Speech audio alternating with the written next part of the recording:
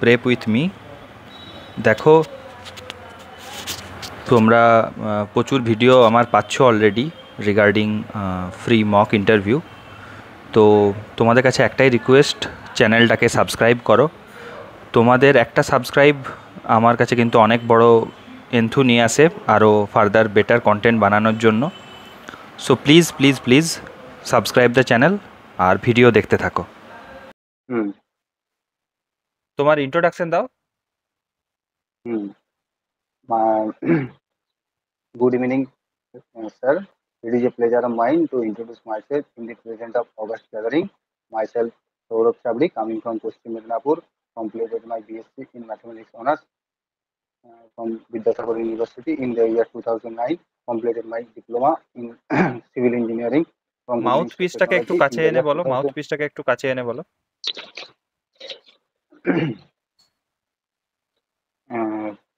Completed my diploma in civil engineering from Hooghly Institute of Technology in the year 2012. I working as a skilled technical person in engineering energy project under PNRD department about 5 years. Working as a junior engineer from Gamon India Limited under Kolkata Metro project about 2 years. Working মানে as a তুমি 2012-তে rural. 2012-তে তুমি হচ্ছে polytechnic pass করেছো, আর তারপরেই তুমি হুম, as a গ্যামনে কাজ করেছো তারপরে, তাই তো? না না প্রথমে আমি দাদা স্যার হচ্ছে এনআরজিএস প্রজেক্টে 4 ইয়ার্স মতন কাজ করেছি পিএনআরডি ডিপার্টমেন্টে। তারপরে সিভিল ইঞ্জিনিয়ারিং কলকাতা মেট্রো প্রজেক্টে যেমন ইন্ডিয়া লিমিটেডে কাজ করেছি। তারপরে রুরাল ইঞ্জিনিয়ারিং মেন্টর হিসেবে পিএনআরডি ওয়ার্ল্ড ব্যাংক প্রজেক্ট ছিল, ওটায় আমি 3 বছর কাজ করেছি। আর এখন আমি পিএইচডিতে জেজেম প্রজেক্টে আছি ডিভিশন। মানে তোমার তো একটা হিউজ এক্সপিরিয়েন্স, মোটামুটি প্রায় 12-13 বছরের উপরে। না 12 নয়, 11 বছর মতন, 10+11 বলতে পারেন। আচ্ছা, কনস্ট্রাকশন ফিল্ডে 10 ইয়ার্স এক্সপিরিয়েন্সটাকে একটা বেশ 10 ইয়ার প্লাস এক্সপিরিয়েন্স যাদেরই রয়েছে তাদেরকে একটা হিউজ এক্সপিরিয়েন্স ধরা হয়ে থাকে, এটা তুমি জানো আশা করি। তো হ্যাঁ তুমি তো পিএনআরডি তেও অলরেডি কাজ করেছো, দিয়ে কি ফার্স্ট চয়েস পিএনআরডি রেখেছো? না, ফার্স্ট চয়েস ইরিগেশন আছে, তারপরে পিএনআইডি আছে, তারপরে পিএইচডি আছে। কেন ইরিগেশন ফার্স্ট চয়েস কেন? পিএনআরডি তে তোমার কাজ করার ইরিগেশন এক্সপিরিয়েন্স আছে। স্যার, মানে ইরিগেশন তো স্যার লাইন ডিপার্টমেন্ট তো, প্লাস হচ্ছে ওয়াটার রিলেটেড কাজও ওরা করে, যেহেতু আমরা পিএনআরডি তেও এই ওয়াটার রিলেটেড কিছু কাজ করেছি, প্লাস পিএইচডি তো এখন করছি। তো এই হিসেবে ইরিগেশনটাকে আমি ফার্স্ট চয়েস দিয়েছি, তারপরে পিএনআরডি দিয়েছি, তারপরে পিএইচডি দিয়েছি। আচ্ছা, ইরিগেশন বর্তমানে ইরিগেশন যে স্কিমগুলো চলছে আমাদের পশ্চিমবঙ্গে, তো তুমি অ্যাজ এ জুনিয়র ইঞ্জিনিয়ার সেখানে জয়েন করলে পরে তুমি আলাদা করে কি এক্সট্রা বেনিফিট হবে ইরিগেশন ডিপার্টমেন্টের? মেনলি দেখুন, আমি তো এত বছর ধরে গভর্নমেন্ট সেক্টরে এত কন্ট্রাকচুয়াল হিসেবেই কাজ করেছি, তো ফিল্ড এক্সপিরিয়েন্সও আছে, প্লাস অফিস ওয়ার্কসও আপনার প্রকিউরমেন্ট ভিজিটও ওয়ার্কটাও তোমার করেছি। তো তোমার সেই হিসাবে ওদের কথাগুলো বেনিফিট ব্রেক হবে, হয়ে আগে যাচ্ছে। থেকেই কিছু আমি। হ্যাঁ, তোমার কথাগুলো ব্রেক হচ্ছে, নেটওয়ার্কের কি ইস্যু আছে কোনো? এরকম তো হচ্ছে না, মানে আপনার কথা আমি পুরো ক্লিয়ারলি শুনতে পাচ্ছি। হ্যাঁ, তুমি আমার কথা শুনতে পাচ্ছ, কিন্তু মাঝে মাঝে তোমার কথাগুলো ব্রেক হয়ে যাচ্ছে। ও যাই হোক, ঠিক আচ্ছা। আছে, বলো, তুমি বলো যে তুমি ইরিগেশনে এলে কি হ্যাঁ, এক্সট্রা করতে পারবে। ঠিক আছে, তোমার এক্সপিরিয়েন্স এক্সট্রা আছে বলতে আমি স্যার, মানছি, তুমি অলরেডি কাজ করেছো, তুমি অলরেডি কাজ জানো, বাট তুমি এলে কিছু মানে এক্সট্রা কি তুমি হেল্প করবে ডিপার্টমেন্টকে? এক্সট্রা হেল্প বলতে স্যার, আমি আমাকে যেটুকু কাজ আমাকে ডিপার্টমেন্ট দেবে সেই কাজটা আমি আমার নিজের বেস্টটা দিয়ে আমি সেই কাজটাকে তাড়াতাড়ি তোলার চেষ্টা করব। আচ্ছা, অফিস প্লাস ওয়ার্কের হচ্ছে কথা কোনো তুমি বললে, অফিস ওয়ার্ক বলতে তুমি কি বোঝো? অফিস ওয়ার্ক বলতে মানে এই যে অফিস অফিস ওয়ার্ক ওয়ার্কের একটা বল কথা হ্যাঁ, বললে তো। হ্যাঁ, অফিস ওয়ার্ক বলতে দেখুন স্যার, অফিসের মধ্যে যেমন ধরুন, আমরা যখন পিএনএড কাজ করতাম তখন এস্টিমেট গুলো বানাতে হতো। সেই এস্টিমেট গুলোকে টেন্ডার করতে হতো, টেন্ডার ডাকতে হতো, প্লাস হচ্ছে মেজারমেন্ট বুক হচ্ছে ধরুন ফিল্ডে কিছুটা লেখা হলো, সেখানে এসে ফিল্ডে এমবিটাকে সেটাকে রেক্টিফাই করতে হতো কিছু। তারপরে ধরুন বিল বিল পার্টটা সেটা কম্পিউটারাইজড বানাতে হতো অফিস ওয়ার্ক করে। আচ্ছা আচ্ছা আচ্ছা, বুঝলাম বুঝলাম। আচ্ছা, তুমি বিল্ডিং পিএনআইডি তে যখন কাজ করেছো সেখানে কি বিল্ডিং প্ল্যান নিয়ে তোমার কোনো আইডিয়া আছে? Building plan?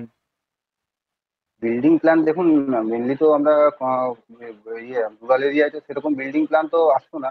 তো ওই 2 স্টোরেজ, ম্যাক্সিমাম 2 স্টোরেজ পর্যন্ত বিল্ডিং প্ল্যান গুলো এই নির্মাণ সহায়কের কাছে আসতো। সেই হিসেবে আমি দেখতাম যে উনি সেটা স্যাংশন করতেন। আচ্ছা, বুঝলাম। মানে তুমি তোমার কোনো মানে পার্সোনাল এক্সপিরিয়েন্স কিছু নেই বা এ সম্পর্কিত?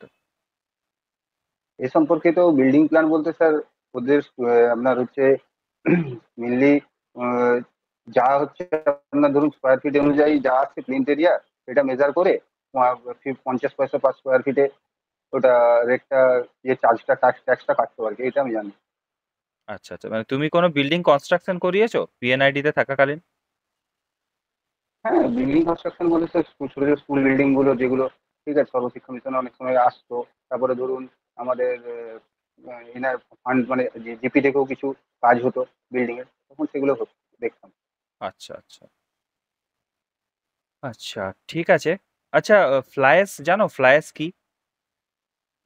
প্রাইস হচ্ছে আয়রন, যে প্ল্যান্ট আছে আয়রন প্ল্যান্টের যে আমরা স্ল্যাগটা পাচ্ছি মানে রেসিডিউটা পাচ্ছি, সেটাই হচ্ছে আপনার ফ্লাই অ্যাশ।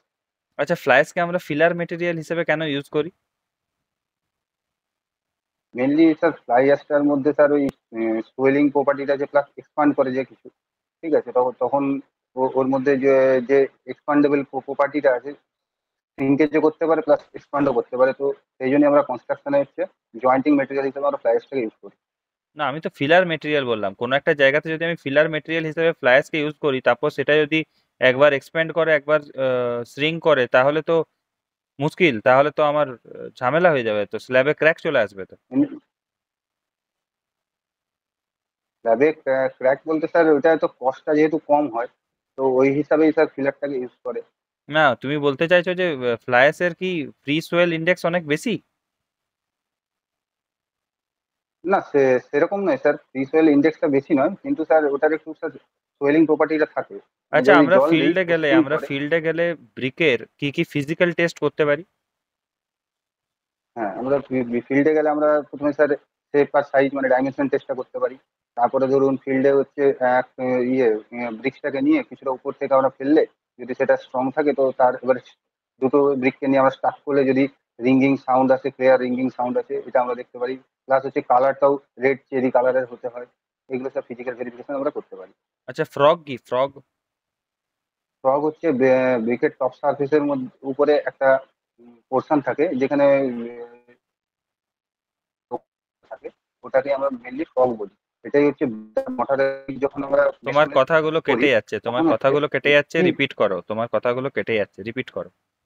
হ্যাঁ, আচ্ছা আচ্ছা, বলছি ব্রিকের সঙ্গে আমরা হচ্ছে ফগটা দিই এই কারণেই, যাতে হচ্ছে ওই মোটর আর ব্রিকের মধ্যে কি জয়েন্ট একটা তৈরি হয়, তার জন্য আমরা ফগটা দিয়ে রাখি টপসে আচ্ছা, ব্রিকে। টেবিল মোল্ডেড ব্রিক বলতে কি বোঝো?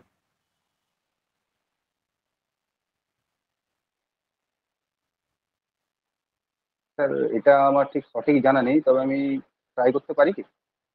না, ট্রাই করার দরকার নেই। আচ্ছা, আচ্ছা, তুমি বলো আমাকে যে বাল্কিং অফ স্যান্ড কি? বাল্কিং অফ স্যান্ড বলতে স্যার যখন আমরা স্যান্ডের মধ্যে ময়েশ্চার আসে বা স্যান্ডের মধ্যে জল আসে, তখন স্যান্ডের পার্টিকেলের বাইরের দিকে স্যার ডিউ টু সারফেস টেনশনের জন্য একটা ফিল্ম তৈরি হয়। এর ফলে স্যান্ড পার্টিকেল গুলো পরস্পর থেকে দূরে সরে যেত। তাই এই জিনিস, এই ফেনোমেনাটাকে আমরা বাল্কিং অফ স্যান্ড বলি। এর ফলে আর সোয়েলিং অফ ভলিউমটা সয়েল ইনক্রিজ কি? করে। সোয়েলিং অফ সয়েল বলতে স্যার সয়েলে সয়েলে হচ্ছে যখন আমরা জল দিই তখন সয়েলের হচ্ছে অ্যাবজর্ব প্রপার্টির জন্য সয়েল হচ্ছে অ্যাটমসফিয়ার থেকে ফ্রি ময়েশ্চারটা টেনে নেয়। এই প্রপার্টিটাকে আমরা সোয়েলিং বলছি। আচ্ছা, সেটা স্যান্ডে হবে না? হ্যাঁ স্যার, সেই সব পার্টিকেলের মধ্যে কম বেশি স্যার সয়েল প্রপার মানে টাইপস অফ সয়েলের উপরে আমার সোয়েলিংটা নির্ভর করে। আচ্ছা, এই অ্যাডসর্পশন হলে পরেই কি কেন সোয়েলিংটা হয়? অ্যাডসর্পশন হলেই সোয়েলিং হবে এরকম কি কোনো মানে মাথা ব্যথা আছে নাকি কোনো?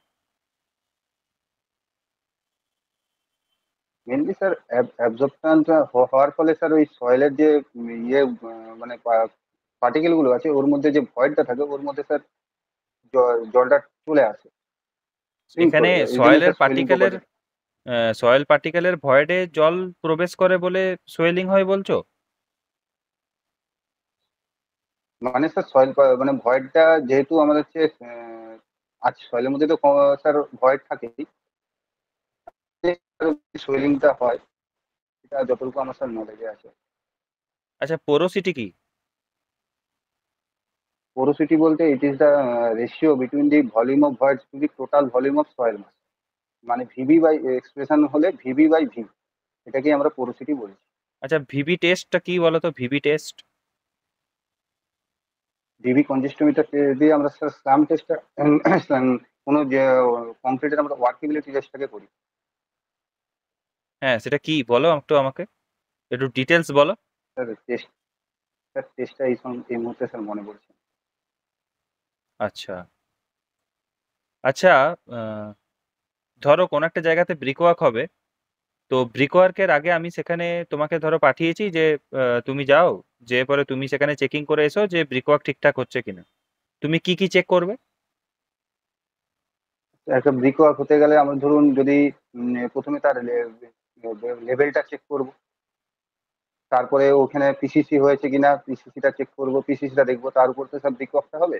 তো পিসিসিটার লেভেলটা ঠিক আছে নাকি দেখবো, পিসিসিটা ওয়েল গ্রেডেড ঠিকঠাক ভাবে স্যার কংক্রিট কংক্রিটিং করেছে কিনা, তুমি এটা আমরা ব্রিকওয়ার্কটার কি দেখবো। দেখবে বলো, পিসিসি টিসিসি ছাড়ো, ব্রিকওয়ার্কটার এবারে কি দেখবে, হুম, ব্রিকওয়ার্কের এবার কাজটা কি দেখবে? এবারে স্যার এবার স্যার যখন ব্রিক ওয়ার্কটা হবে তখন ব্রিক ওয়ার্কে স্যার জয়েন্ট গুলো ঠিকঠাক পয়েন্টিং করেছে নাকি দেখবো, মটার যে আমার 6 mm যে মটারটা মিনিমাম দিতে হয় সেটা দিয়ে ফিল আপ করেছে কিনা দেখবো, তারপর কোথাও গ্যাপ রয়েছে কিনা সেটা দেখবো, ইংলিশ তারপর বন্ড আর পয়েন্টিং ফ্লেমিশ ঠিকঠাক। বন্ডের ভিতর পার্থক্য কি? ইংলিশ বন্ড বলতে স্যার আমরা যখন একই কোর্সের মধ্যে যখন একটা হেডার আর একটা স্ট্রেচার দেবো, তখন সেটা স্যার তখন সেটা হচ্ছে ইংলিশ বন্ড হবে। আর যখন আমরা একটা কোর্সেই শুধু স্ট্রেচার দেবো আর একটা কোর্সে শুধু হেডার দেবো, তখন হচ্ছে ইংলিশ বন্ড। ডবল ফ্লেমিশ বলতে কি বোঝো, ডবল ফ্লেমিশ? ডবল ফিনিশ বলতে স্যার মিনিমাম 1.5 ব্রিক থিক ওয়াল হয়, মানে একটা স্ট্রেচার আর একটা হেডার মানে একই কোর্সে, তখন সেটাকে আমরা ফিনিশ বন্ড বলি।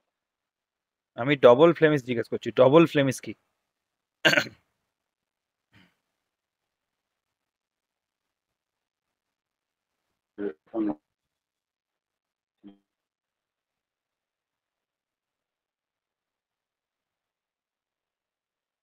স্যার শুনতে এটা মনে পাচ্ছ? পড়ছে না। আচ্ছা আচ্ছা, হ্যাঁ স্যার। ঠিক আছে ঠিক আছে। আচ্ছা, তুমি আমাকে বলো যে স্যান্ড, স্যান্ড ধরো হচ্ছে তোমার একটা জায়গাতে আমি ওভেন ড্রাই করেছি। এবারে ওভেন ড্রাই করে পরে আমরা কি তাতে এমডিটি বের করতে পারবো স্যান্ডের?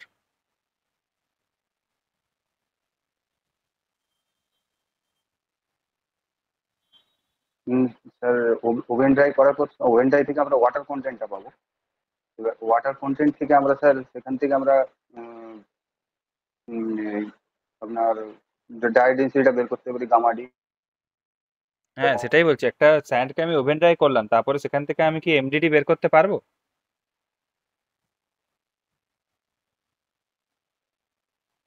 স্যার স্যার এমডিডি ফুল ফর্মটা স্যার বুঝতে পারছি না। এমডিটি হচ্ছে ম্যাক্সিমাম ড্রাই ডেন্সিটি। হ্যাঁ হ্যাঁ স্যার, হ্যাঁ sir, maximum dry density sir বের করতে পারবো ওয়াটার কন্টেন্ট থেকে। আমার ওই ইয়ে অপটিমাম ময়েশ্চার কন্টেন্টটা স্যার বের করাতে হবে। আমরা হচ্ছে না, স্যান্ডের যাকে প্লট ক্ষেত্রে কি করবো। হয়, স্যান্ড যদি পুরোপুরি আমি ওভেন ড্রাই করে নিই তাহলে কি আমরা স্যান্ডের এমডিডি পাবো, নাকি আবার তাতে আমাকে কিছু ময়েশ্চার পার্সেন্টেজ অ্যাড না করতে হবে তবে না যে আমি এমডিডি পাবো? হ্যাঁ, পোস্টগ্রেন জন্য স্যার অ্যাড করতে হবে। অ্যাড করতে হবে? তুমি কেরোসিন মনে বাল্কিং অফ হয় স্যার অ্যাড স্যান্ডের, করতে হবে। তুমি বাল্কিং অফ স্যান্ডের ইয়েটা দেখেছো, গ্রাফটা দেখেছো? হ্যাঁ যখন স্যার। ময়েশ্চার কন্টেন্ট জিরো থাকে তখন ভলিউম কত থাকে, একটা ফিক্স থাকে তাই তো? আবার ময়েশ্চার কন্টেন্ট যখন হ্যাঁ স্যার। ম্যাক্সিমাম করে দেওয়া হয় তখন কি সেই ভলিউমে ফিরে আসে? না, ধীরে ধীরে স্যার ভলিউমটা ড্রপ করতে থাকে। ম্যাক্সিমাম ড্রাই ডেন্সিটির পর তুমি আমার ময়েশ্চার কথাটা কন্টেন্টের পর থেকে ড্রাই ডেন্সিটি ধীরে ধীরে স্যার আবার তুমি আচ্ছা আমার বলুন। কথাটা বুঝতে পারোনি মনে হচ্ছে। ধরো জিরো যখন রয়েছে, জিরো ময়েশ্চার কন্টেন্ট থাকে, তখন আমার কোথায় থাকে ভলিউম, ভলিউম চেঞ্জটা জিরো হয়। আবার একটা জায়গায় যেয়ে পরে ভলিউম জিরো হয়। চেঞ্জটা আবার সেম জিরো হয়ে যায়। তাহলে এখানে আমার ম্যাক্সিমাম ড্রাই ডেন্সিটা কখন পাচ্ছি আমি?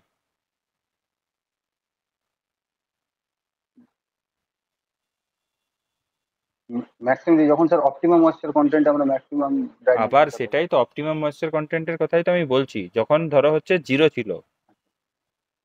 হুম, তুমি বুঝতে পারছো না, ছেড়ে দাও কোশ্চেনটা, ছেড়ে দাও। তুমি বুঝতে পারছো না আচ্ছা যখন, ঠিক আছে। তখন কোশ্চেনটাকে টেনে আর লাভ নেই। আচ্ছা তুমি আমাকে বলো যে আহ, প্রথম চয়েস তুমি ইরিগেশন যেহেতু দিয়েছো, হ্যাঁ, তো আমাকে হ্যাঁ, বলো মালচিং কি, মালচিং?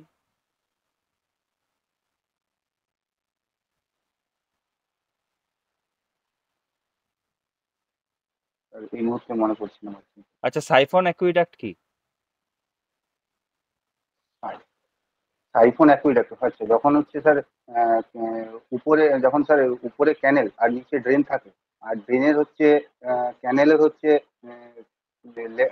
হাইস্ট, এই ক্যানেলের হচ্ছে এফএসএলটা যখন হচ্ছে ড্রেনের বেড লেভেলের থেকে একটু উপরে থাকে, তখন সেটাকে আমরা সাইফন অ্যাকুইডাক্ট বলছি। মানে উপরে ক্যানেল, নিচে ড্রেন, আর ড্রেনের হচ্ছে হাইস্ট ফ্লাড লেভেলটা ক্যানেল বেডের উপরে থাকে। আচ্ছা আহ, এই যে সিল্ডকে কোনো একটা ব্যারেজে আটকানোর জন্য কি ব্যবস্থা নেওয়া হয়, কি স্ট্রাকচার করা হয়, বানানো হয়? সিল্টকে ব্যারেজে আটকানোর জন্য স্যার আমরা হচ্ছে রিভারে হচ্ছে সিল্ট এক্সক্লুডার দিতে পারি। আর আন্ডার সুইচটাও অনেক সময় স্যার আমার সিল্টটাকে আটকাতে সাহায্য করে আচ্ছা ব্যারেজের তলায়। আচ্ছা আচ্ছা আচ্ছা আচ্ছা কোন একটা ব্যারেজ আছে, সে ব্যারেজটার সে ব্যারেজটাতে যে লেভেল অব্দি গেটটা থাকে, সে লেভেলটাকে কি বলে? Crest level. হুম।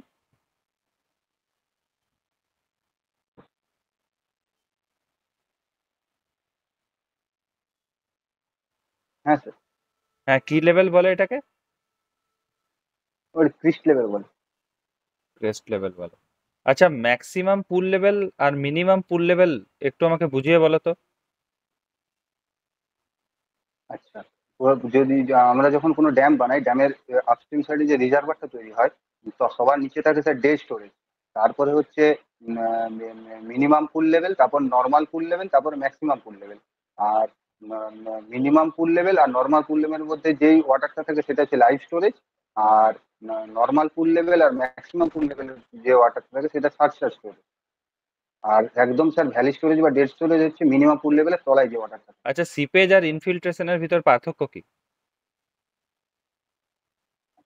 সিপেজ, সিপেজ বলতে যখন স্যার কোনো ড্যাম ড্যাম থাকে, যখন তার বডির মধ্যে দিয়ে যখন ফ্লোটা হচ্ছে, ডাউনওয়ার্ড ফ্লোটা হচ্ছে, সেটা আমরা হচ্ছে সিপেজ বলতে পারি। আর ইনফিল্ট্রেশন হচ্ছে যখন রান অফ হচ্ছে, রেনফল হচ্ছে, তখন যে ওয়াটারটা যখন গ্রাউন্ডের মধ্যে দিয়ে পার্কুলেট হয়ে চলে যাচ্ছে, সেটাকে স্যার আমরা ইনফিল্ট্রেশন বলতে পারি। ঠিক বললে?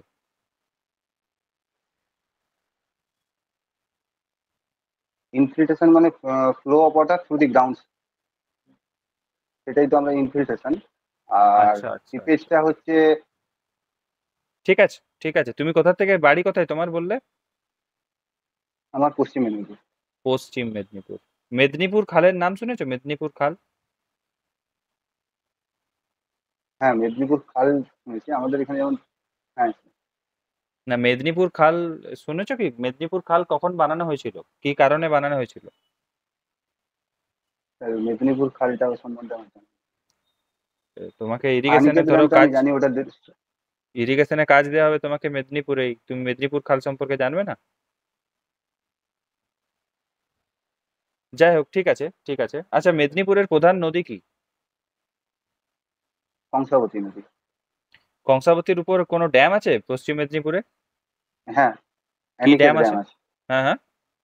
অ্যানিকেত ড্যাম, আনিকেত ড্যাম, আনিকেত, আনিকাট, আচ্ছা আচ্ছা মানে আচ্ছা, সেটা ANICUT। সেটা সেটা কি ধরনের ওটা ড্যাম? হচ্ছে ওই, হ্যাঁ ওটা স্যার হচ্ছে গ্র্যাভিটি টাইপ কংক্রিট ড্যাম। আর ওটা ওই মুকুটমণিপুর যে আমাদের ড্যাম আছে, ওর যে ডাউনস্ট্রিম সাইডে ইরিগেশন পারপাসের জন্য এই অ্যানিকেট ড্যামটাকে এখানে তৈরি করা হয়েছে। আচ্ছা আচ্ছা, গ্র্যাভিটি ড্যামের বৈশিষ্ট্য কি? গ্র্যাভিটি ড্যাম যে বলছো, গ্র্যাভিটি ড্যামের বৈশিষ্ট্য কি? গ্র্যাভিটি ড্যামের মেন হচ্ছে স্যার, মেন হচ্ছে মেটেরিয়াল যেটা দিয়ে তৈরি হচ্ছে সেটা হচ্ছে আর্থ দিয়ে তৈরি হচ্ছে। আর মাঝখানে হচ্ছে ইম্পারভিয়াস কোটটা আছে, সেটা হচ্ছে আহ, একটু ক্লে টাইপের সয়েল দিয়ে আমার তৈরি করা হয়। আচ্ছা ঠিক আছে ঠিক আছে, ইন্টারভিউ এখানে ক্লোজ করা যায়। ঠিক আছে, আচ্ছা ঠিক আছে। বলো। আচ্ছা বলো, বলছি, তোমার কথা হ্যাঁ বলো। বলছি ওই মালচিংটা একটু বলে দিন। ওইটা আমি শুনেছিলাম এক জায়গায়, কিন্তু আমার পড়া হয়নি। লিচিংটা আমি করেছি কিন্তু মালচিংটা পড়া হয়নি। ঠিক আছে, সে বলে দেওয়া যাবে, কোশ্চেনের অ্যান্সার করে দেওয়া যাবে, সেটা কথা নয়, কোশ্চেন তো আসতে যাবে। তুমি বলো, তুমি ইন্টারভিউ দিয়ে হ্যাঁ তুমি কি বুঝলে তোমার সম্পর্কে? আমি মোটামুটি অ্যাভারেজ এর মতোই দিয়েছি আমার মনে হলো আর কি। না, কোনো কোনো আপনি কি জায়গায় কি মনে করলেন? কমতি, কোনো জায়গায় বেটারমেন্ট কিছু?